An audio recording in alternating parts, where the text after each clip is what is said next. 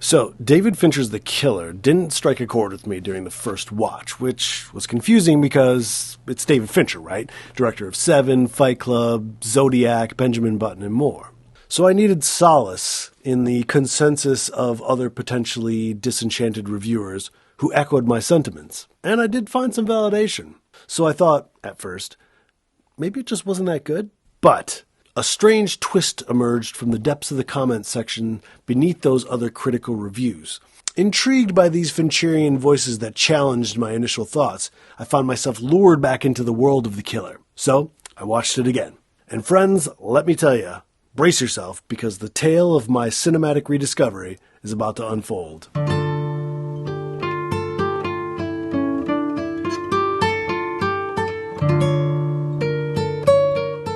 Based on a graphic novel of the same name, The Killer unravels the story of an anonymous assassin whose failed mission propels him into a tale of revenge that violates his fundamental principle: don't get personal.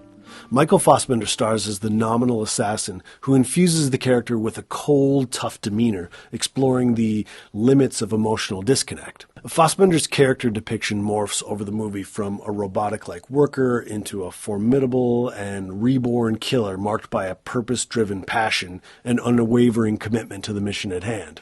Doesn't it feel good when you have a renewed passion for killing people? Director David Fincher entrusts the entire film to Fassbender, puts it all on his shoulders, and he completely nails it. I think Fassbender's brilliance is subtle, yet powerful, making the movie's greatness reside in its understated moments. The storyline is right in front of you, but it's oddly easy to miss, maybe requiring a second viewing for me to grasp its depth. But once you do, it's great. Beautiful cinematography, stellar acting, and solid action. I think what makes this film exceptional is Fincher's sophisticated portrayal of human contradictions and changes. The assassin on-screen experiences these, of course, but Fincher skillfully raises questions like, who is this assassin really? Is it him? Is it us? Is it the movie about what kind of people in society, pop culture, or capitalism, or elitism produce? The movie also asks intriguing questions about the gap between our self-perception and reality. It delves into what truly drives us and how that drive transforms us. It's a thought-provoking exploration of the dichotomy between who we think we are and who we actually are, which isn't always a comfortable thing to face up to. Personally, I found it highly entertaining, especially on the second viewing.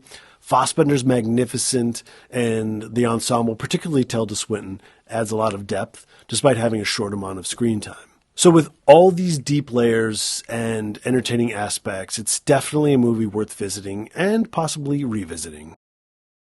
Now, let's dive into the spoiler section of this video and what I actually discovered after my second viewing. Let's start here. Imagine this movie in 2 acts. Act 1 spans from the start to around 37 minutes.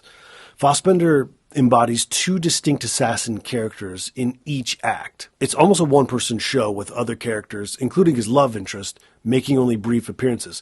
So the assassin is the focus. And in Act 1, he appears somewhat vanilla, going through the motions of his 9-to-5 job, dropping pop culture references and quoting wise things, though he comes off as kind of a wannabe intellectual and a bit awkward. And despite engaging in life-or-death activities, the portrayal of him being unremarkable is part of the brilliance of the film. He even labels himself as unexceptionable. At one point he says, "I'm not exceptionable, I'm just part." So as he takes us through his work and perspectives, mixing existential musings with moments that appear serious, Fincher and Fassbender cleverly turn it into almost a dark comedy. The expectations of a cool, stoic killer are subverted, and Act 1 becomes a commentary on the effects of pop culture, technology, and consumerism. Fassbender's character is portrayed as almost like a product of modern life. The climax of Act 1 occurs when he botches an assassination attempt, shooting the wrong person. I think this serves as a metaphor for the realization of the untruths we tell ourselves about our capabilities and principles. Missing the shot is the alarm clock going off and ending the dreams we were having. The movie challenges the ideas of pretending to be flawless, with the assassin's failure exposing the differences between self-perception and reality. After the failed attempt, he returns home to find his girlfriend in the hospital, narrowly escaping an attack orchestrated by the same organization that hired him to be an assassin.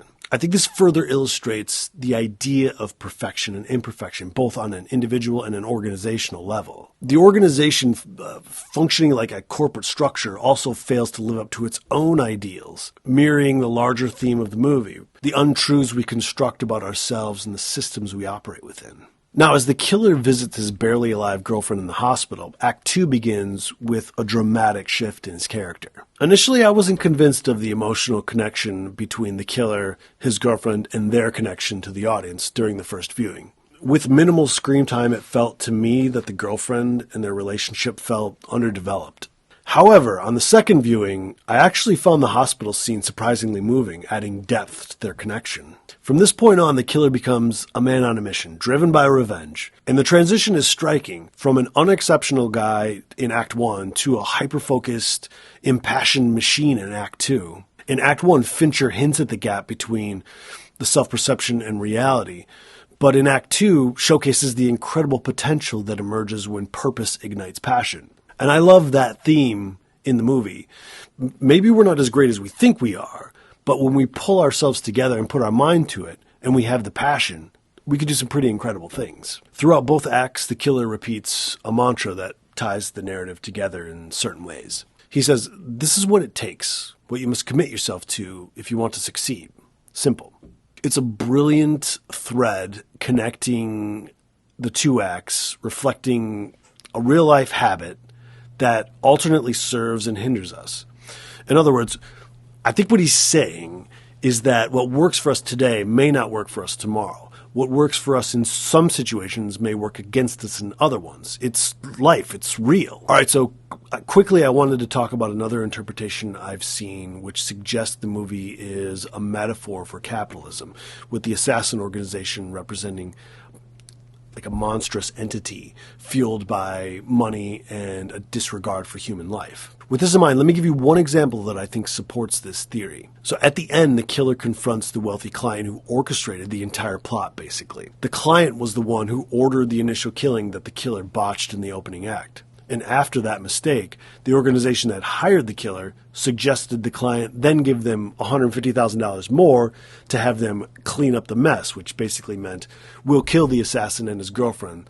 So the client is pretty much behind all of this. But, big but here, in one of the last scenes when the killer confronts the client in his fancy condo, he only gives him a stern warning to back off and lets him escape unscathed. Why? Why go through all that, killing everyone in your path to get to this point, and then when you get to the person who actually caused him and his loved one to get harmed, you just let him go? Well, mes amis, I think this gesture highlights the impunity of the truly powerful. So from this perspective, the movie touches on the idea that those at the pinnacle of power and wealth often evade consequences, a theme touched on by one of the killer's poignant inner monologue quotes, which brilliantly concludes the film and this video. The need to feel secure. It's a slippery slope. Fate is a placebo. The only life path, the one behind you. If in the brief amount of time we're all given, you can't accept this, well, maybe you're not one of the few. Maybe you're just like me, one of the many.